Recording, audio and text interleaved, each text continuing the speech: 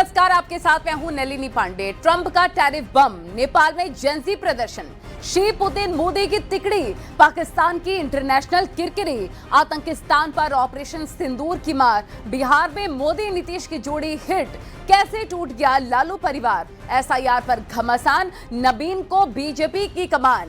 देखिए 2025 की 25 सबसे बड़ी सियासी घटनाएं जो इस साल सुर्खियों में रही।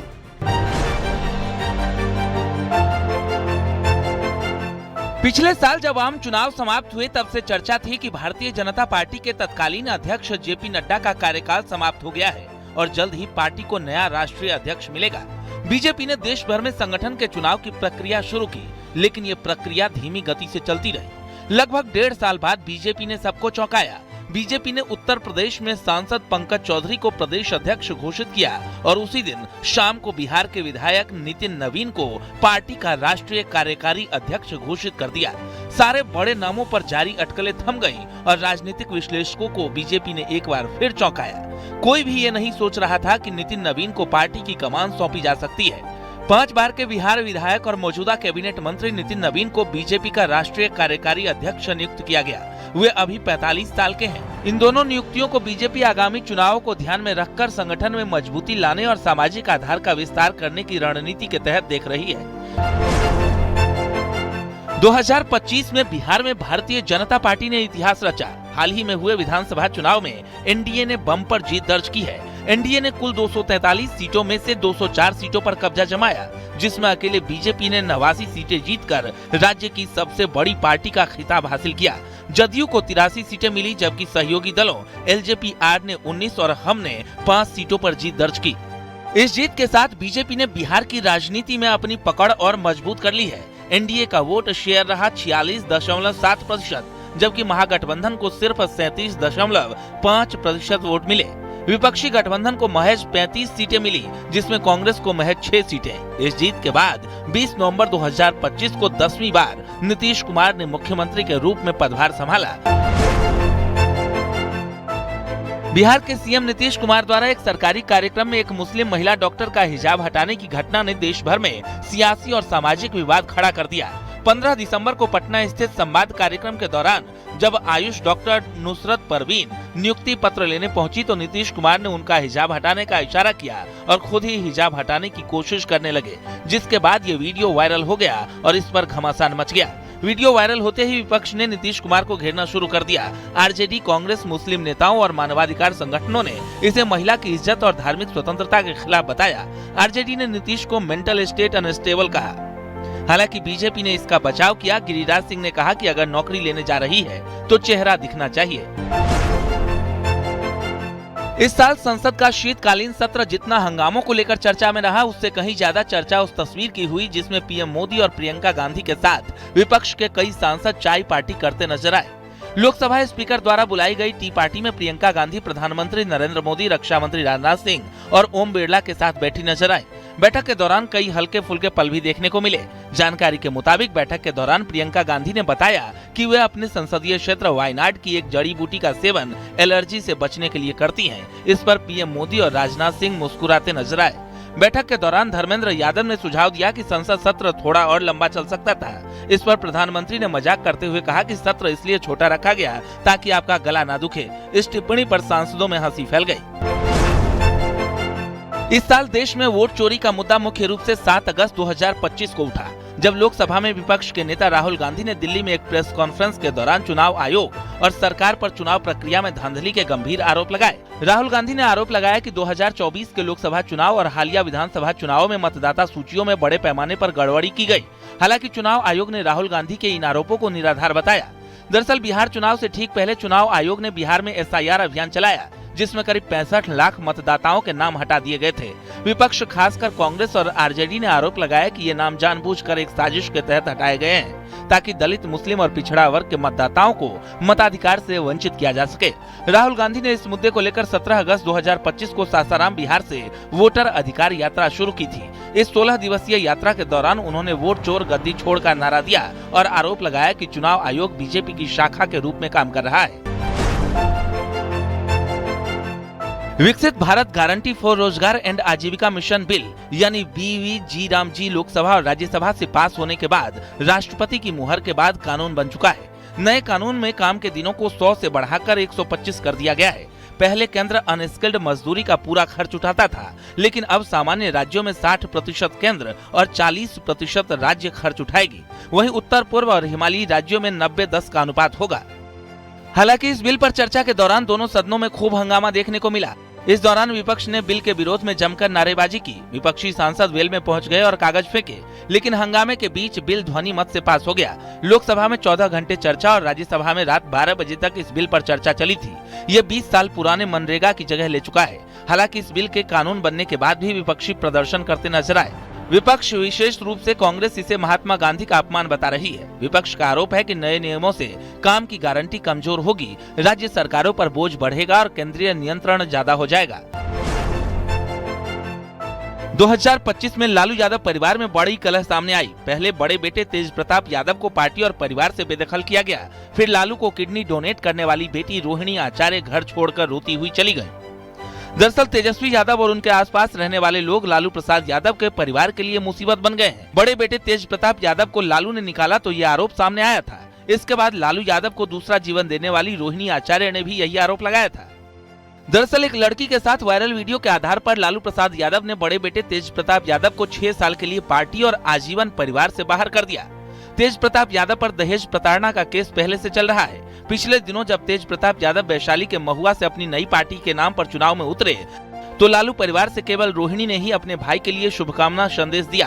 कहा जा रहा है कि इसी बात को लेकर तेजस्वी के आसपास रहने वाले लोगों ने परिवार में विवाद बढ़ा दिया। बिहार विधानसभा चुनाव के परिणाम में तेज प्रताप यादव की हार हुई। राष्ट्रीय जनता दल बुरी तरह सिमट गया। सितंबर 2025 में नेपाल में जेनजी के नेतृत्व में एक बड़ा ऐतिहासिक विरोध प्रदर्शन हुआ, जिसने देश की राजनीति को पूरी तरह बदल दिया। आंदोलन की वजह सरकार द्वारा 4 सितंबर 2025 को फेसबुक, यूट्यूब और व्हाट्सएप जैसे 26 प्रमुख सोशल मीडिया प्लेटफॉर्म पर लगाया गया प्रतिबंध था। युवाओं में नेपो किड्स यानी नेताओं के बच्चों की लग्जरी लाइफस्टाइल और बढ़ते भ्रष्टाचार के खिलाफ गहरा गुस्सा था। बढ़ती बेरोजगारी दर और बेहतर अवसरों की कमी ने युवाओं को सड़कों पर उतरने के लिए मजबूर कर दिया। 8-9 सितंबर 2025 को काठमांडू के मैतीघर मंडला और संसद भवन के पास हजारों छात्र और युवा जमा हुए। प्रदर्शनों के दौरान पुलिस की कार्रवाई और झड़पों में कई लोगों की मौत हुई और सैकड़ों घायल हुए।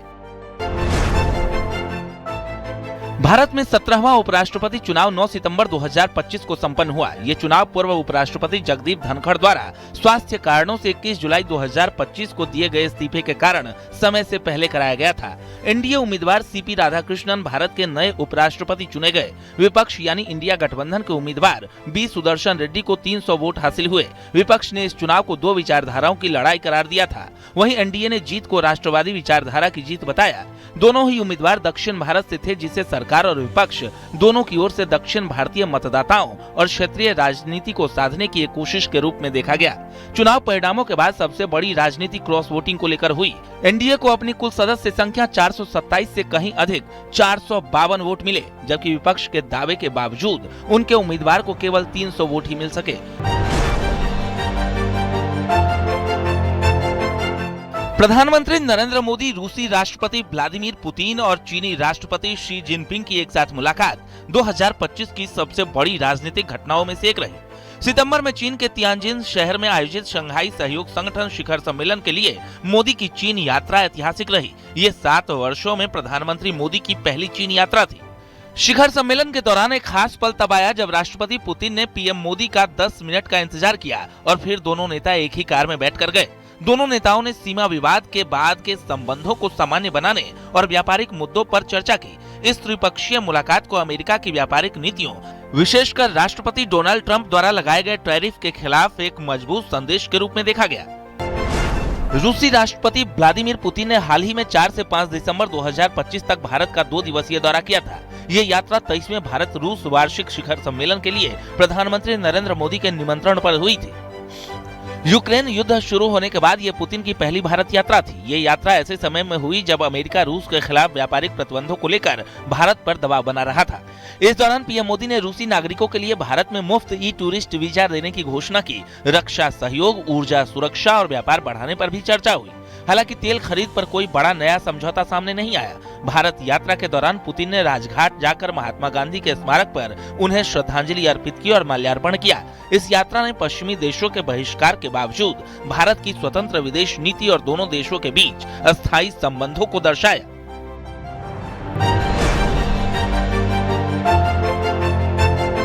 दो 2025 में दिल्ली विधानसभा चुनाव में आम आदमी पार्टी को करारी हार का सामना करना पड़ा। पिछले चुनाव में 62 सीटों पर जीतने वाली पार्टी महज 22 सीटों पर ही सिमट गई। अरविंद केजरीवाल समेत कई दिग्गजों को हार का सामना करना पड़ा। साल 2020 के विधानसभा चुनाव में सिर्फ 8 सीटों पर सिमटी बीजेपी ने इस बार 40 सीटें जीतकर इतिहास रच दिया। दिल्ली विधानसभा चुनाव में आम आदमी पार्टी को सत्ता विरोधी लहर के अलावा पार्टी के टॉप नेताओं पर लगे भ्रष्टाचारों के आरोपों का खामियाजा भी उठाना पड़ा। यही वजह रही कि पूर्व सीएम अरविंद केजरीवाल, पूर्व डिप्टी सीएम मनीष सिसोदिया, सौरभ भारद्वाज, सत्येंद्र जैन, सोमनाथ भारती जैसे बड़े नेता चुनाव हार गए। वहीं लगातार तीसरी बार कांग्रेस दिल्ली में खाता तक खोलने में नाकाम रही। आम आदमी पार्टी के उदय से पहले लगातार 3 बार शीला दीक्षित की अगुवाई में दिल्ली की सत्ता पर राज करने वाली कांग्रेस पिछले 3 चुनावों से 1 सीट तक के लिए तरस गई है। 22 अप्रैल 2025 को जम्मू कश्मीर की खूबसूरत वादी पहलगाम में कायराना आतंकी हमला हुआ। इस बार टारगेट थे निहत्थे पर्यटक, वे लोग जो प्रकृति की गोद में सुकून की तलाश में आए थे। 26 लोगों की दर्दनाक हत्या जैसे हमले ने एक बार फिर हमारे जख्मों को कुरेद दिया। पाकिस्तान की यह नापाक हरकत दुनिया के लिए एक स्पष्ट संदेश थी कि आतंक फिर से सिर उठाने की कोशिश कर रहा है। लेकिन इस बार भारत सिर्फ मातम नहीं मनाया, बल्कि पाकिस्तान को नेस्ते नाबूद कर दिया। भारत ने आतंकवाद के खिलाफ ऑपरेशन सिंदूर एक्टिवेट किया, जिसने दुनिया को दिखा दिया कि नया भारत अब सहेगा नहीं, बल्कि मुंह तोड़ जवाब देगा, वो भी दुश्मन के घर में घुसकर। ऑपरेशन सिंदूर, जिसमें आतंक के 9 ठिकाने तबाह हो गए। 7 मई 2025 की तड़के भारतीय वायुसेना और थल सेना ने पाकिस्तान और पीओजेके में 9 आतंकी ठिकानों पर सटीक हमले किए। इन हमलों में बहावलपुर, मुरीद के कोटली और मुजफ्फराबाद जैसे क्षेत्रों में जैश ए मोहम्मद और लश्कर ए तैयबा के ठिकानों को निशाना बनाया गया। करीब 20 साल बाद अलग थलग पड़े चचेरे भाई उद्धव ठाकरे और राज ठाकरे ने एक बार फिर सार्वजनिक मंच साझा किया। 5 जुलाई 2025 को प्राथमिक विद्यालयों में 3 भाषा नीति को वापस लेने के बाद महाराष्ट्र सरकार के फैसले का जश्न मनाने के लिए मुंबई में एक विशाल विजय सभा के लिए एक साथ आए। शिवसेना यूबीटी के प्रमुख उद्धव ठाकरे और महाराष्ट्र नवनिर्माण सेना के अध्यक्ष राज ठाकरे मराठी पहचान और भाषा की अपनी मजबूत वकालत के लिए जाने जाते हैं। ठाकरे ब्रदर्स इससे पहले आखिरी बार 2005 में मालवन विधानसभा उपचुनाव के लिए प्रचार के दौरान एक साथ मंच पर देखे गए थे, जो पूर्व मुख्यमंत्री नारायण राणे के शिवसेना छोड़ने के बाद हुआ था। उसी साल बाद में राज ठाकरे ने पार्टी से नाता तोड़ लिया और 2006 में एमएनएस का गठन किया। शिवसेना यूबीटी और महाराष्ट्र नवनिर्माण सेना की संयुक्त रैली को शिवसेना ऐतिहासिक बताया। राष्ट्रीय स्वयंसेवक संघ ने साल 2025 में अपनी स्थापना के 100 साल पूरे कर लिए। संघ की स्थापना 27 सितंबर 1925 को नागपुर में डॉक्टर केशव बलिराम हेडगेवार द्वारा विजयादशमी के दिन की गई थी। राष्ट्रीय स्वयंसेवक संघ के 100 साल पूरे होने पर प्रधानमंत्री नरेंद्र मोदी ने खास स्मारक डाक टिकट और स्मारक सिक्का जारी किया। आरएसएस के 100 साल पूरा होने पर पीएम मोदी ने कहा कि विजयादशमी पर संघ की स्थापना कोई संयोग नहीं था, यह हजारों सालों से चली आ रही परंपरा का पुनरुत्थान था, जिसमें राष्ट्र चेतना समय समय पर उस युग की चुनौतियों का सामना करने के लिए नए अवतारों में प्रकट होती है। इस युग में संघ उसी अनादि राष्ट्र चेतना का पुण्य अवतार है। मोहन भागवत ने कहा कि संघ की विचारधारा है कि जो कोई भी भारत को अपनी मातृभूमि मानता है, वो भारतीय संस्कृति की इज्जत करता है। जब तक इस हिंदुस्तान की धरती पर एक भी व्यक्ति जिंदा है जो भारतीय पूर्वजों की महिमा में विश्वास रखता है और उसका सम्मान करता है, तब तक भारत एक हिंदू राष्ट्र है। हालांकि इन 100 सालों में आरएसएस ने एक लंबी यात्रा जरूर तय की, लेकिन स्वाधीनता संग्राम के दौर में संघ और संघ से जुड़े लोगों की भूमिका को लेकर आज भी वो सवालों के घेरे में रहता है। डोनाल्ड ट्रंप ने 20 जनवरी 2025 को संयुक्त राज्य अमेरिका के 47वें राष्ट्रपति के रूप में शपथ लेकर अपने दूसरे कार्यकाल की शुरुआत की थी। राष्ट्रपति बनते ही ट्रंप ने अमेरिका फर्स्ट नीति को कड़ाई से लागू किया। उन्होंने चीन, कनाडा और मेक्सिको के साथ व्यापार युद्ध शुरू किया और कई देशों पर भारी टैरिफ लगाए। भारत पर भी रूसी तेल खरीद और व्यापार के कारण 50% तक टैरिफ लगाए गए। भारत पर 50% टैरिफ थोपने वाले ट्रंप को लगा था कि वो हिंदुस्तान का घमंड तोड़ देंगे और उसे घुटनों पर ले आएंगे। लेकिन ऐसा कुछ नहीं हुआ। उल्टा नवंबर का निर्यात अपने ऑल टाइम हाई पर पहुंच गया। भारत का निर्यात डेटा देखकर ट्रम्प भी हैरान होंगे। उनको ये हैरानी होनी भी चाहिए, लेकिन भारत के लिए ये इतना आसान भी नहीं था। हिंदुस्तान ने टैरिफ से निपटने के लिए ऐसी कई रणनीतियां बनाई जो कारगर साबित हुई। भारत ने टैरिफ के प्रभाव को कम करने के लिए कई रणनीतियां अपनाई, जिनमें निर्यात को विविधतापूर्ण बनाना, जीएसटी सुधारों का लाभ उठाना और रुपए की गिरावट का उपयोग करना शामिल था। इन उपायों से भारत के निर्यात में वृद्धि हुई और अमेरिकी टैरिफ का असर कम हुआ।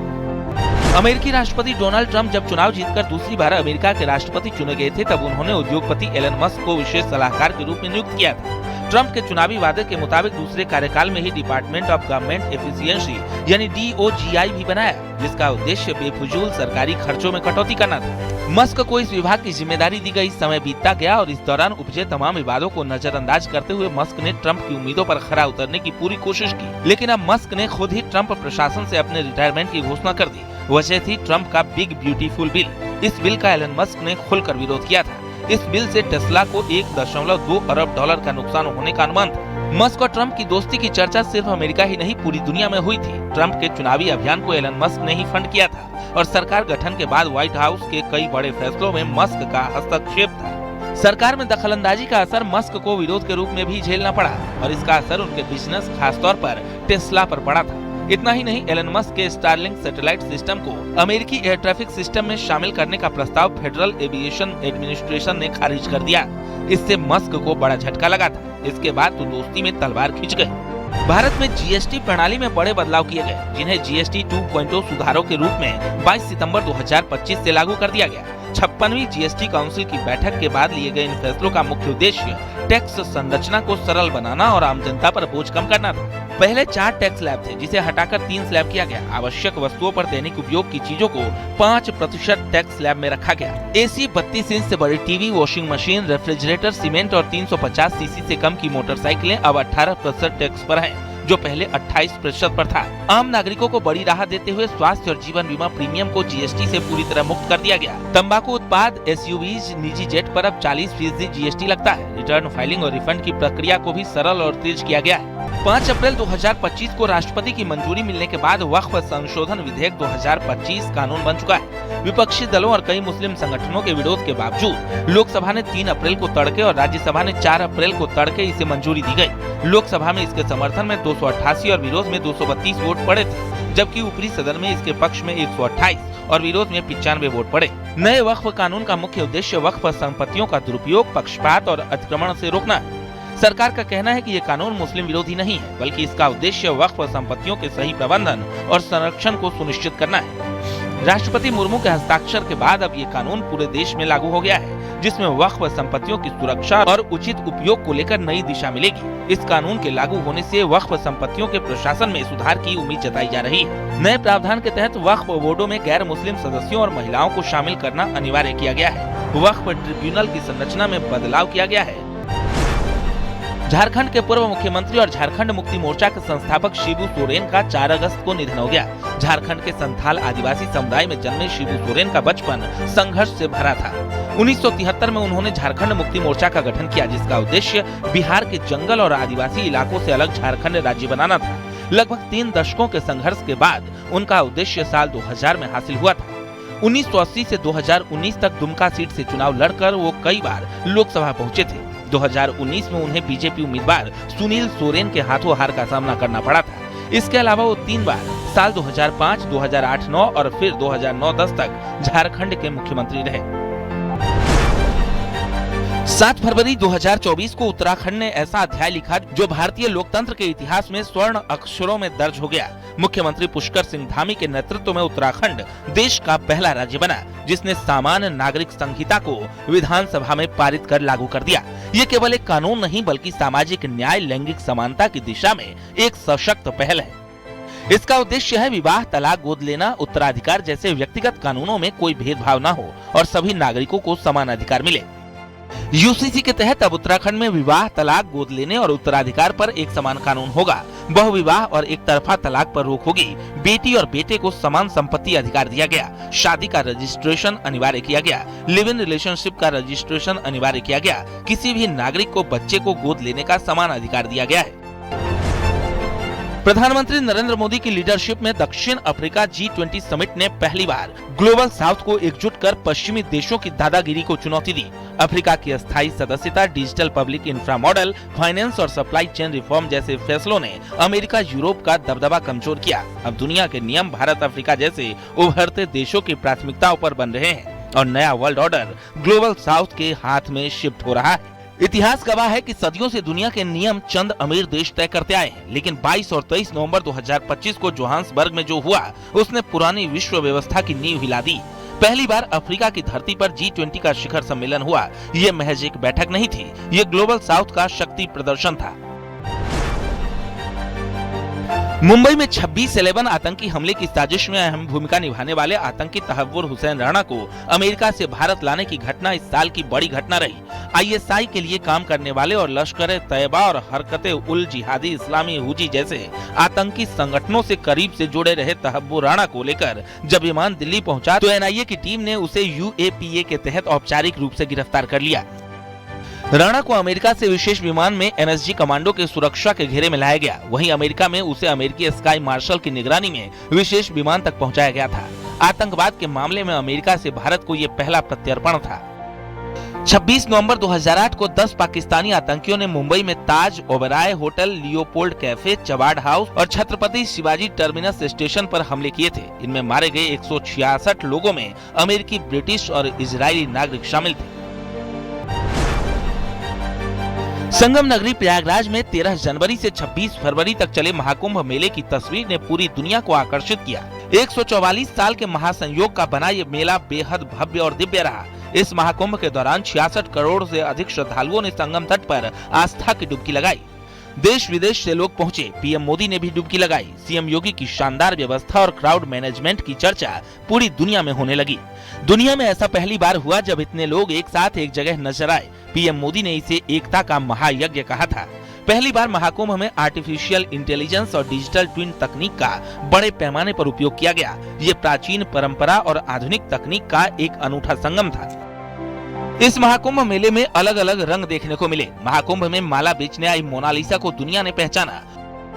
मॉडल से साध्वी बनी हर्षा रिछारिया लाइमलाइट में आ गई। IIT इंजीनियर बाबा ने लोगों को चौंकाया तो वही ममता कुलकर्णी भी इसी कुंभ में हीरोइन से साध्वी बन गई। 25 नवंबर 2025 को अयोध्या ने एक और ऐतिहासिक क्षण का साक्षी बनकर दुनिया का ध्यान अपनी ओर खींचा। शुभ मुहूर्त में प्रधानमंत्री ने राम मंदिर के मुख्य शिखर पर धर्म ध्वज फहराया। जैसे ही केसरिया ध्वज पवन के संग लहराया, पूरा परिसर जय श्री राम के उद्घोष से गूंज उठा। क्षण भर में वातावरण आध्यात्मिक ऊर्जा से भर गया और श्रद्धालुओं की भावनाएं उमंग में बदल गई और राम भक्तों की 500 सालों की प्रतीक्षा पूर्ण हो गई और इसी के साथ राम मंदिर का निर्माण संपूर्ण हो गया। धर्म ध्वज फहराने से पहले वैदिक मंत्रोच्चार के बीच व्यापक पूजन अर्चन संपन्न हुआ। यज्ञ कुंडों से उठती आहुतियों की सुगंध और नगाड़ों की गूंज ने समारोह को भव्यता प्रदान की। PM ने ध्वजारोहण कर राष्ट्र को सनातन परंपरा की अखंडता, आस्था और सांस्कृतिक स्वाभिमान का संदेश दिया। 7000 अतिथि समारोह के साक्षी बने, जिसमें राष्ट्रीय स्वयंसेवक संघ के प्रमुख मोहन भागवत, राज्यपाल आनंदीबेन पटेल, मुख्यमंत्री योगी आदित्यनाथ, धर्मगुरु, व्यापार जगत के प्रमुख लोग, दलित, वंचित, किन्नर और अघोरी समुदाय के प्रतिनिधि शामिल रहे। तो इसी के साथ हमारे खास कार्यक्रम में आज के लिए इतना ही। बाकी की तमाम खबरों के लिए देखते रहिए News 18 उत्तर प्रदेश उत्तराखंड।